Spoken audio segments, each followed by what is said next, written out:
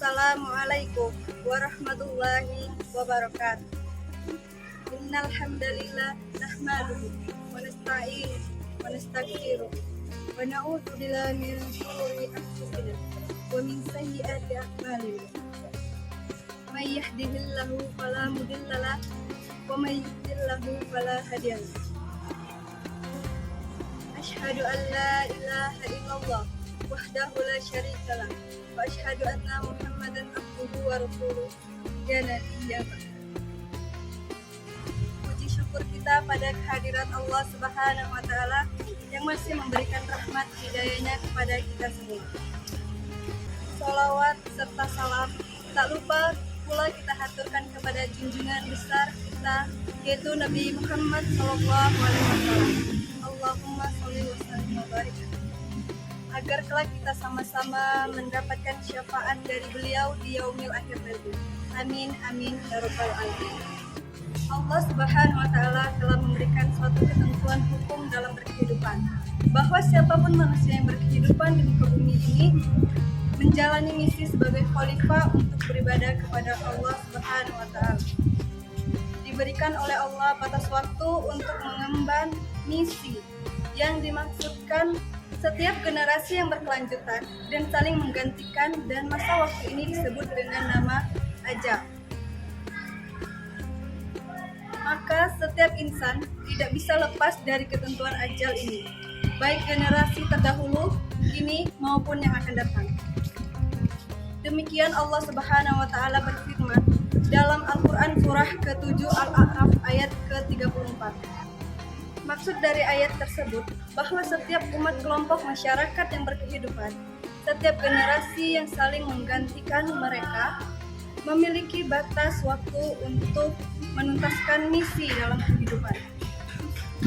Batas waktu untuk mencari bekal beribadah sampai kembali pada Allah Subhanahu wa taala. Batas waktu itulah yang disebut dengan ajal.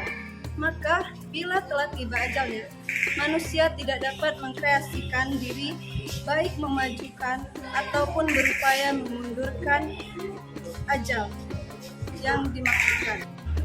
Teman-teman sekalian, dalam mengisi ajal ini, maka manusia dibimbing oleh Allah Subhanahu wa taala untuk memenuhi waktu ini dengan beraktivitas, yang tentunya aktivitas ini didesain oleh Allah Subhanahu wa taala dalam dua kerangka utama. Yang pertama, konteks ibadah, menyembah, mengagungkan dan mengesahkan Allah Subhanahu wa taala. Demikian dalam Al-Qur'an surah ke-51 Az-Zariyat di ayat ke-56. Wa ma khalaqtul jinna wal insa illa liya'budun. Dan tidaklah kuciptakan jin dan manusia itu kecuali untuk mengkreasikan seluruh aktivitas kehidupannya dalam rangka beribadah kepada Allah Subhanahu wa taala. Yang kedua adalah manusia dibimbing oleh Allah Subhanahu wa taala untuk menjadikan seluruh aktivitasnya dalam rangka memakmurkan setiap tempat yang ia pijak, memberikan dampak-dampak positif, hal-hal yang bermanfaat dalam setiap tindakan dan perilaku yang ia lakukan, karena itulah hal yang bermanfaat, hal positif, hal yang kiranya mampu mensukseskan, memakmurkan. Dalam bahasa Arab disebut dengan umur. Dan umur ini pula yang seringkali diterjemahkan dalam bahasa Indonesia dengan nama usia. Cara mengisi ajal, cara memenuhi usia kita sampai tiba batas waktu adalah dengan cara mengisinya dengan berbagai hal yang bermanfaat. Bertutur yang bermanfaat, memandang yang bermanfaat, mendengar yang bermanfaat, bahkan berbisnis, bekerja, beraktivitas yang kiranya semuanya bermanfaat. Dapat memakmurkan kehidupan, mensukseskan yang dibenarkan, dan sekaligus membantu setiap tempat yang kita pijak memiliki dampak-dampak positif dari yang kita lakukan. Baik skalanya di keluarga, ataupun di lingkungan sosial, atau dalam kehidupan berbangsa dan bernegara. Semua kegiatan ini jika dilekatkan dengan kegiatan manusia disebut dengan insan namanya. Karena itulah kemudian Allah Subhanahu wa taala memberikan pesan. Manusia yang berkehidupan, beraktivitas disebut dengan insan. Namun tidak mengisi waktu yang diberikan sampai ajal tiba dengan perbuatan-perbuatan baik yang bermanfaat, yang memakmurkan, itu disebut oleh Allah sebagai manusia yang rugi. Maka turunlah surah yang ke-103 untuk mengingatkan. Allah Subhanahu wa taala berfirman, Wal asr, innal insana lafi khusr, illal ladzina amanu wa 'amilus sholihati wa tawassaw bil haqqi wa tawassaw bis sabr. Demi waktu, aku bersumpah di kesempatan waktu momentum yang kuberikan pada setiap hamba untuk beraktivitas.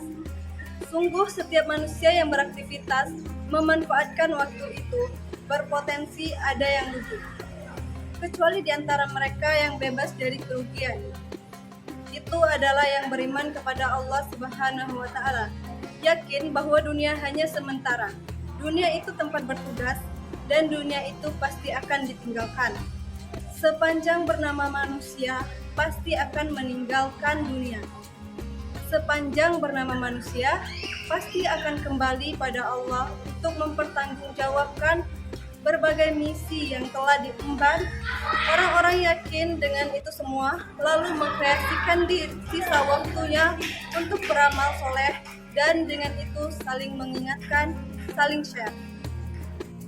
Watawassaw bil haq, dan bersabar menjalaninya. Maka itulah orang yang terlepas dari kerugian.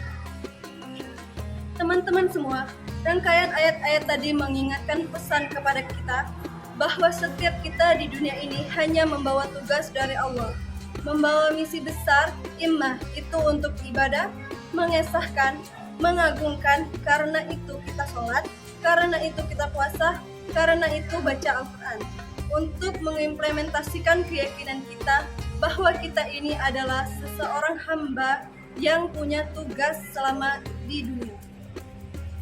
Mengesahkan, mengagungkan Allah Subhanahu wa taala. Saat yang bersamaan kita juga beraktivitas. Ada yang bekerja, ada yang berbisnis, ada yang berada di dunia diplomasi, di birokrasi. Ada yang mengajar dalam rangka menjadi khalifah di bumi, membawa segala hal yang bermanfaat, mengajar yang bermanfaat. Bisnis yang benar, hindari manipulasi, jauhi kecurangan. Segalanya kita coba tunjukkan dalam rangka melaksanakan misi yang telah Allah amanahkan kepada kita. Tapi ayat itu juga mengingatkan bahwa pada saatnya ketika misi selesai, ajal pun tiba, kita pasti akan berpulang. Jadi kepulangan kita adalah satu hal yang sangat niscaya dan sifatnya pasti. Al-Quran menegaskan kepada kita bahwa besok adalah giliran kamu. Besok itu engkau. Lantas engkau harus mengoreksi diri, introspeksi diri. Kalau kamu pulang, apa yang bakal kamu bawa?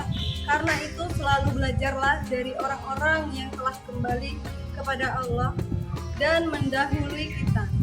Ambil manfaat dari mereka, pelajari kemuliaannya, kebaikan-kebaikannya.